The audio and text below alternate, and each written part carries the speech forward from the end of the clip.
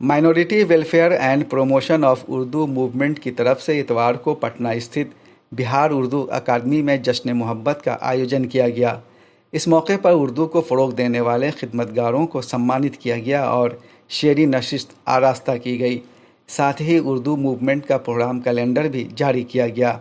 इस आयोजन की ख़ास बात यह रही कि इसके विशिष्ट अतिथि पटना हाईकोर्ट के रिटायर्ड जज जस्टिस हेमंत कुमार श्रीवास्तव थे। इसके अलावा रिटायर्ड ब्यूरोक्रेट राघव शरण पांडे और शफ़ी मशहदी समेत उर्दू हिंदी भाषा और साहित्य की कई शख्सियतें मौजूद थीं। बिहार लोक संवाद से बातचीत करते हुए उर्दू मूवमेंट के चेयरमैन डॉक्टर शकील मोइन ने कहा कि उर्दू के विकास और आपसी दूरियों को ख़त्म करने के लिए उनके बैनर तले कई ठोस कोशिशें की गई हैं। हम लोग minority welfare and promotion of Urdu movement के हवाले से लगभग 2.5 वर्षों से 2.5 सालों से हम लोगों ने बहुत मुख्तलिफ़ शहरों में अलग अलग उर्दू की बका के लिए और मसलकी तफरीक़ को ख़त्म करने की कोशिश की है। और इस हवाले से हम लोगों ने अलग अलग कमिश्नरियों में भी बहुत सारे प्रोग्राम किए, जिसमें सारण कमिश्नरी, मुजफ्फरपुर कमिश्नरी, गया कमिश्नरी, दरभंगा कमिश्नरी ज़िले में किए, जैसे बेतिया, वेस्ट चंपारण। तो हम ये चाहते थे कि एक बार पटना में भी कभी आया जाए और ज़बान के हवाले से मोहब्बत को जिस हद तक फैलाया जा सके। तो अभी का जो माहौल बन रहा है उसमें हम लोगों को ये लगा कि नहीं,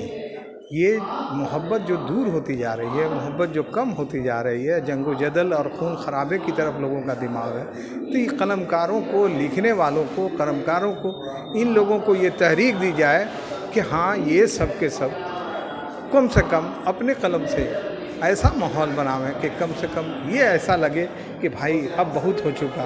अब इस मोहब्बत के चिराग को जलाना ही पड़ेगा और इसकी लौ को तेज़ करना ही पड़ेगा। जेएनयू के प्रोफेसर अनवर पाशा ने कहा कि नफ़रत के माहौल को दूर करने के लिए जश्न मोहब्बत जैसे कार्यक्रमों का आयोजन बेहद ज़रूरी है। जाहिर है कि जो मौजूदा सूरत हाल इस वक्त मुल्क की है वो बहुत ही नागुफ्ता बे है और एक नफ़रत का माहौल हर तरफ है